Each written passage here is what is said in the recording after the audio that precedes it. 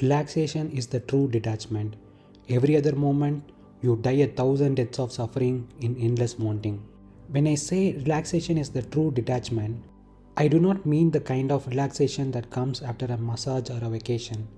I mean the relaxation of the soul. When the mind finally stops clawing at life, when it stops chasing the next moment, the next woman, the next rupee, the next validation. When the mind becomes so utterly exhausted by its own hunger that it collapses into stillness. That is relaxation. That is detachment. It is not practiced. It is not a technique. It happens when you finally see, not intellectually, but actually see, that every single thing you ever wanted has only led to the same place. A brief flicker of excitement followed by another void. You run, you chase, you grasp, you achieve, and then you feel it emptiness again and again until you begin to die in each wanting. Every desire is a small death because in that moment you hand over your peace to something outside you. You say to the world, hold my happiness for me, I'll come and collect it once I get what I want. And the world smiles because it knows you never will. You think the death is when you fail to get what you want, but the real death begins the moment you want. Because from that instant onward, you are not free. You are tense, leaning forward, away from yourself. You are fractured, one part here, one part chasing. And the distance between the two is suffering. Relaxation is the collapse of that distance. It is not resignation, it is not laziness, it is the quiet knowing that nothing in the world can give you what you seek. Because what you seek is your own stillness. When you see this, the wanting dissolves. And in that dissolution, life becomes simple, clear, and breathtakingly alive. Not because you have detached from the world, but because you finally see the world as it is, impermanent, flickering, vaporous. And in seeing it, you smile. You can play the game, you can build, love, create, earn. But you no longer die in the process because your peace is no longer rented, it is your own.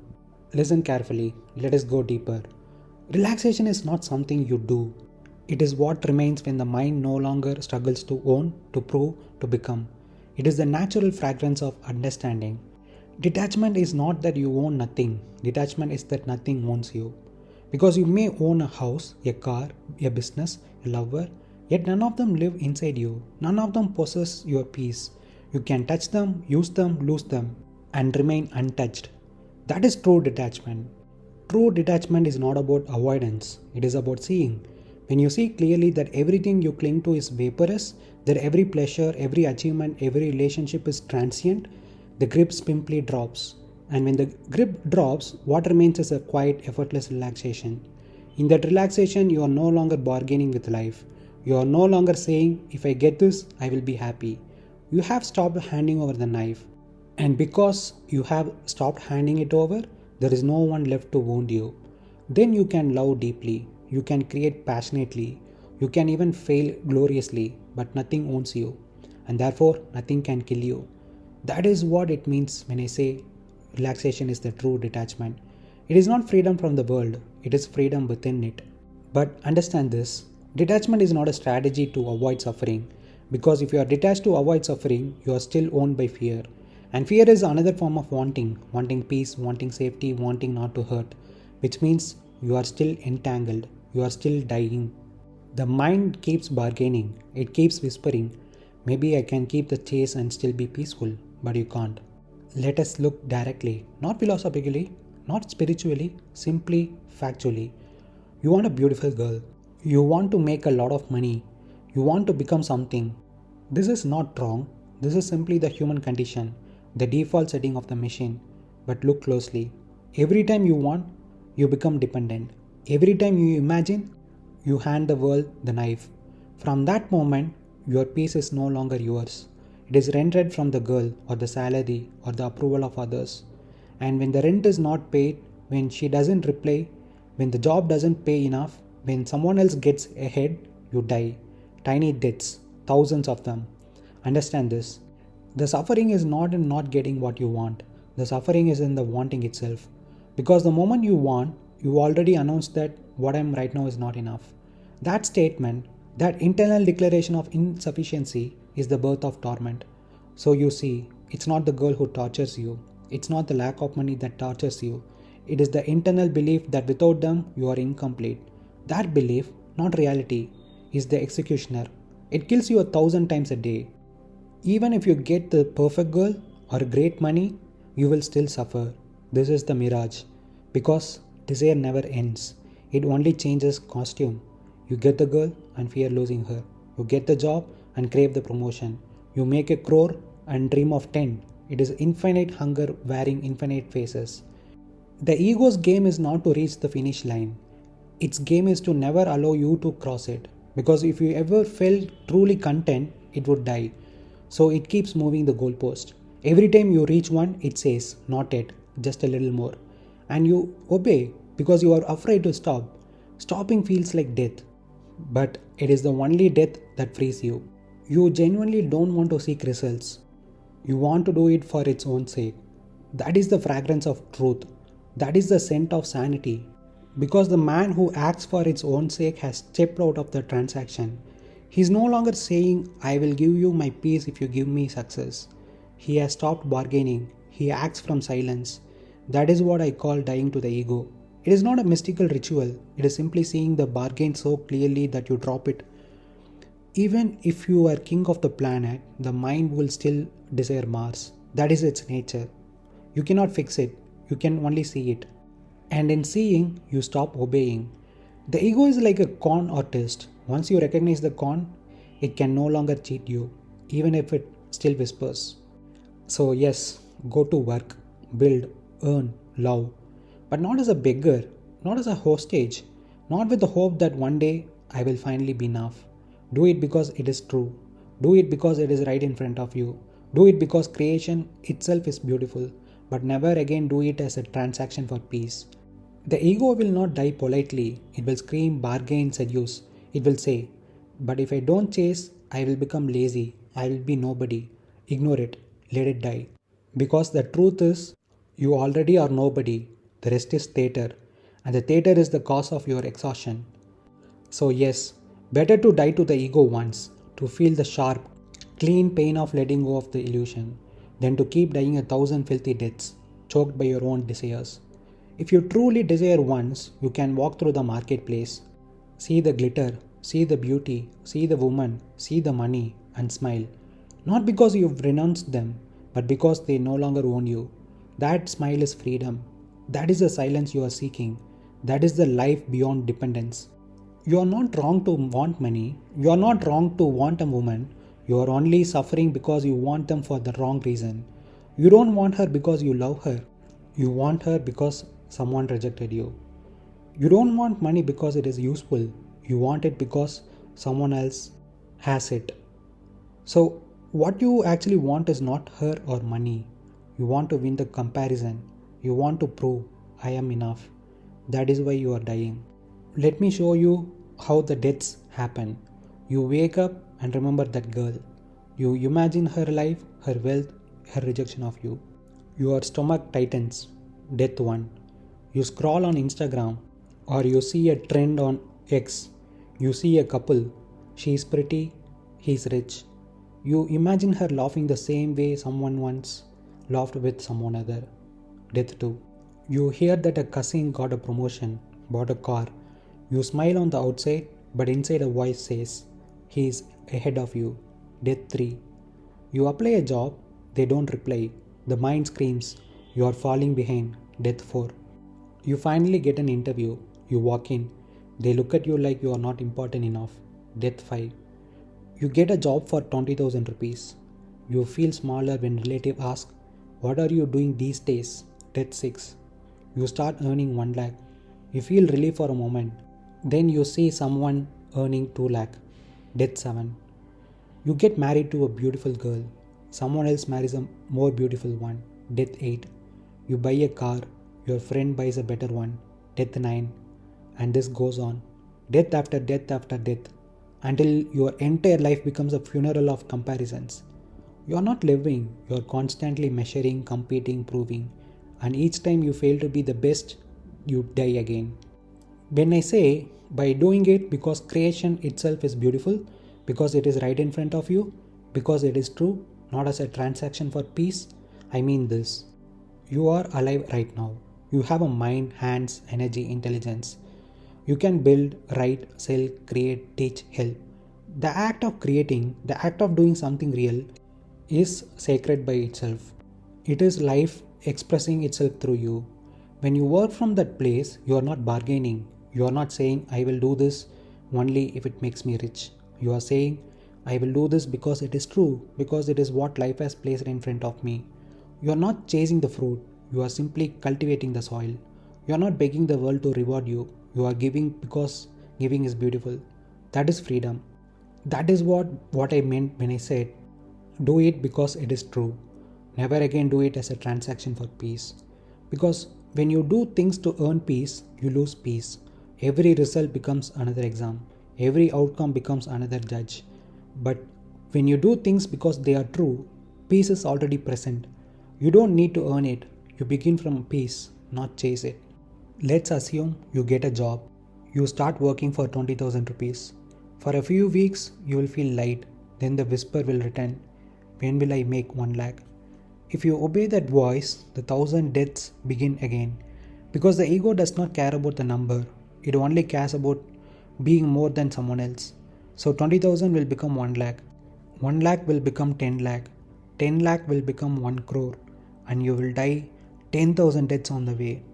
Not because of money, but because you made the money the measure of your worth. Every time you tie your worth to anything that fluctuates, you hand it the knife. That is the law.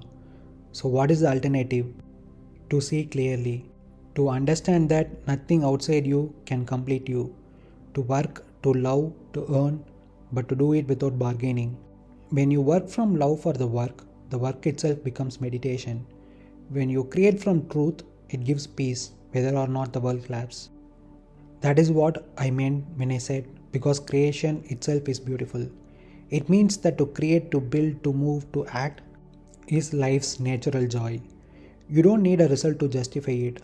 You don't need the girl or the money to validate it. You do it because it is right in front of you, because it is true. You can easily see the pattern. You can easily see that ego promises paradise but delivers only suffering. You can easily see that chasing admiration is an endless death. So now the choice is simple.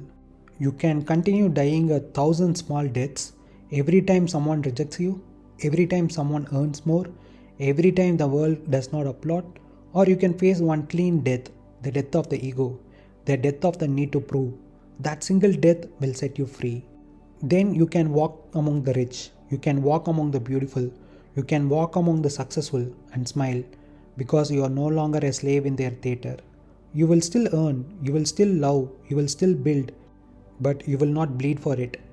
That is what it means to live from truth rather than for validation. You see Dhoni's lifestyle. You fantasize about making 50 crore, you'll be free traveling to US, live easy. You see that even if you get it, there'll be nothing there. You will die many times along the way. Listen, every fantasy you have ever built is a funeral in disguise. Every fantasy demands 1,000 little deaths. Each day that the fantasy is not fulfilled, you die a little. Each moment you compare your reality to that dream, you die again. Each time you see another man living it, the wound opens, you die once more. You will die the day you wake up jobless and scroll past someone who buying their third house. The day your relative mocks you for not doing well. The day you see the girl who rejected you smiling in a new car. The day you realize you wasted 10 years chasing a mirage. And even when you finally reach the dream, you will die again. Because the fantasy will dissolve. And with it, your identity. You look around and say, is this it? That's death number 1001. You're not chasing money, you're chasing the end of unease. You think money or the beautiful girl or the US lifestyle will free you from this ache. The ache of not being enough, not being seen, not being respected. But the ache is not in the world. It's in your mind. It is born of comparison. The moment you compare, you create a division. And division is suffering. And that division cannot be solved by achievement. It can only be dissolved by seeing through the illusion. Every because is a chain. Do not do it as a transaction for peace. When I say this, I mean this. Every time you say, I'll do this because it will give me peace, you've already created conflict. Because your peace now depends on a future outcome, and peace cannot live in tomorrow. Creation itself is beautiful. To do something because it is right in front of you, because it is true, because it is beautiful, that is freedom. A musician doesn't play for applause, he plays because the song is already inside him. A sculptor doesn't carve for fame, he carves because the stone demands to be freed. That's what it means to do it for its own sake. The way out of fantasy is direct experience. When you feel the fantasy arising, dhoni, money, freedom, don't push it away. Just see it. See that it is thought. See that it has no texture, no weight, no substance. It is a flicker, a movie on the screen of your mind. And then look around. What's real right now? The sunlight on your skin, the fan humming, the breath in your chest. That, not the fantasy, is life. You ask, so how many times will I die in the process? As many times as you believe the dream is real. Each belief is a death. Each expectation is a noose.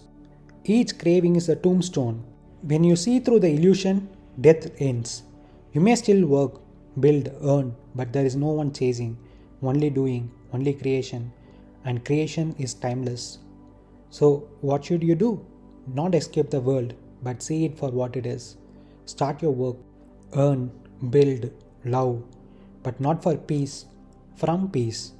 The work itself, if done from silence, will be your meditation.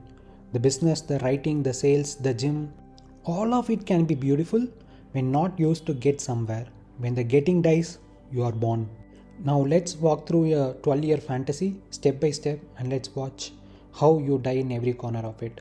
Year 1, the seed of the dream. You look at Dhoni, you see the man in London. You think, if I make 50 crores, I'll live like that. Death 1. The moment that thought arises, you die a little because the present moment becomes insufficient. You have compared. Reality loses its shine. A fragment of you leaves this world and enters imagination. Year 2. The chase begins. You start a small business. You open Instagram and see another man doing better. Death 2. Jealous is born. You are no longer working. You are competing with ghosts. Each scroll buries a little bit of your peace. Year 3. The first loss. The business doesn't go well. You sit alone and wonder, why is life unfair to me? Death 3. You sit in self-pity. The ego wanted control. Reality didn't obey. You can feel the body tighten. That's a small funeral. Year 4. A flicker of success. You make a few lakhs. People start noticing you. For 2 days you feel alive. Death 4. Then the thrill fades. You look for the next number, the next milestone. Pleasure turns to restlessness. The corpse of yesterday's joy lies quietly under your new ambition. Year 5. Comparison deepens. Your relative buys property. You promise yourself you'll beat him. Death 5. You've now become his shadow. You breathe when he breathes. His success defines your worth. This is slavery disguised as drive. Year 6. The beautiful girl appears. You meet a woman who validates you, the same archetype that once rejected you. You feel you've arrived.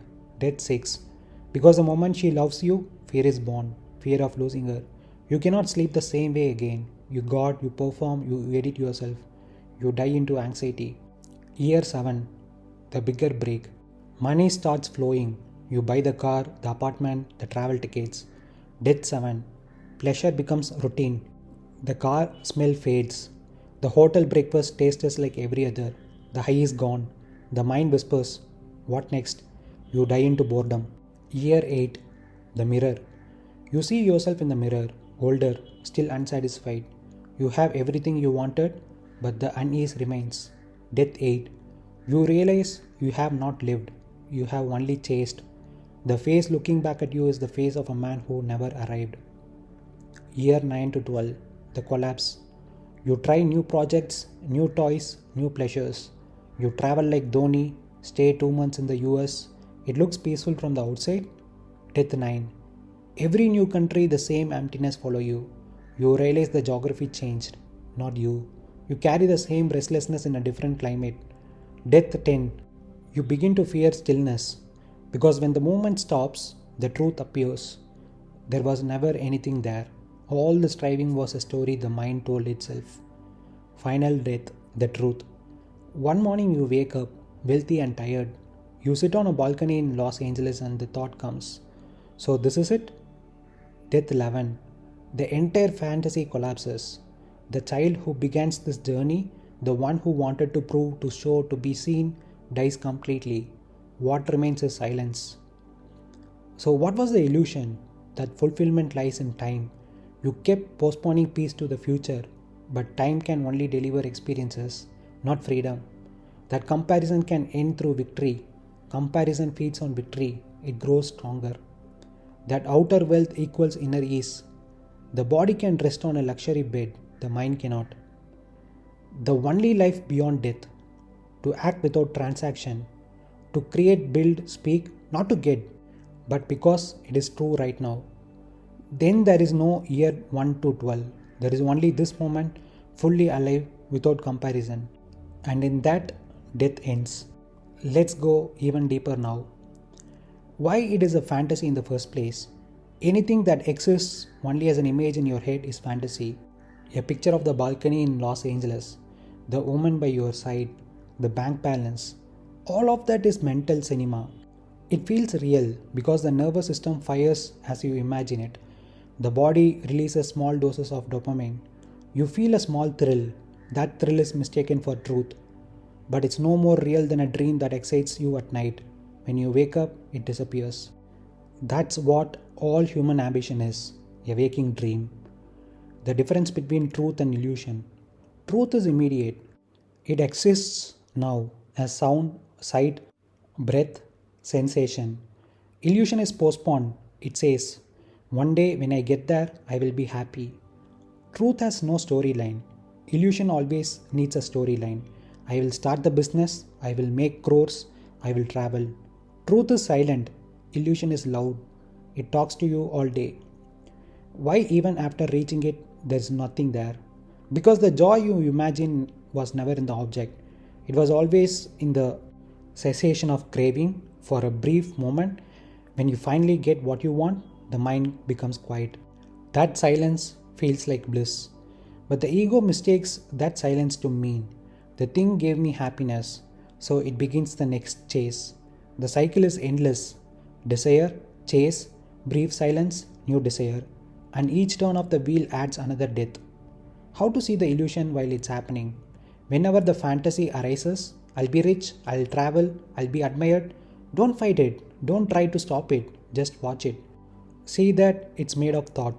See that it has no texture. Notice the small chemical buzz in the body. That's all it is. No need to moralize it. Just observe it until it loses its hypnosis. When you see the movie as a movie, you no longer get lost in it. How to create wealth for its own sake. The problem is not with the money or creation, it's with why you do it. To work for wealth is bondage. To work from silence is freedom. When you work for wealth, every action is tainted with calculation, fear, and comparison. When you work for truth, there is no motive, only the act itself. You lift weights not to impress, but because the body loves movement. You sell not to prove, but because communication itself feels alive. You build not to be rich, but because creation itself is beautiful. In that state, wealth may come, but it comes as a byproduct, not as bait. How detachment really works. Detachment is not renouncing the world, it is seeing the world as it is, impermanent, flickering, vaporous. When you truly see that nothing lasts, no applause, no pleasure, no success, the mind naturally relaxes. It no longer clings. That relaxation is real detachment. You can then enjoy everything, but you belong to nothing. The taste of living from truth. When you act without transaction, life becomes light. You still wake up early, go to work, write, build, sweat, but there is no tension inside, no expectation, no future to defend. You move like a dancer who has forgotten the audience. And in that forgetting, you become free. Everything you touch is temporary. Every single thing you experience, the praise, the body, the excitement of a new idea, the sting of failure, appears, stays for a while, then disappears. If you look directly, you can verify this in seconds. The thrill after buying something new fades, the anger fades, the pleasure of success fades, even grief, if you watch closely, fades. They all have a short half life. They come and go like clouds. The mind's mistake. The mind takes each cloud and says, "This one, this is the permanent one. I must hold on to this." That grasping is what creates suffering. You try to freeze what is by nature fluid. You want the praise to continue forever, the love to stay the same, the body to remain young. But the moment you cling, anxiety is born. You start to live in fear of losing what cannot be kept. What seeing the world as it is actually means? It means to look without the lens of hope or fear, to see that pleasure, pain, gain, and loss are simply moments in the same field of life. When you truly see this, not as philosophy, but through your own direct noticing, the mind stops fighting the flow. That stopping is relaxation. What real detachment feels like? Detachment isn't coldness, it's warmth without ownership. You can love a person deeply, but you don't need them to behave a certain way for you to be whole. You can enjoy money, but it doesn't define you when it's gone. You can work hard, but the outcome doesn't enslave you. You participate in everything fully, yet nothing owns you. That's what it means when I say you can enjoy everything, but you belong to nothing. How to taste this directly? The next time you feel a strong emotion, joy, anger, excitement, don't rush to keep it or push it away. Just watch it texture. See how it builds, peaks, and fades on its own. Do nothing.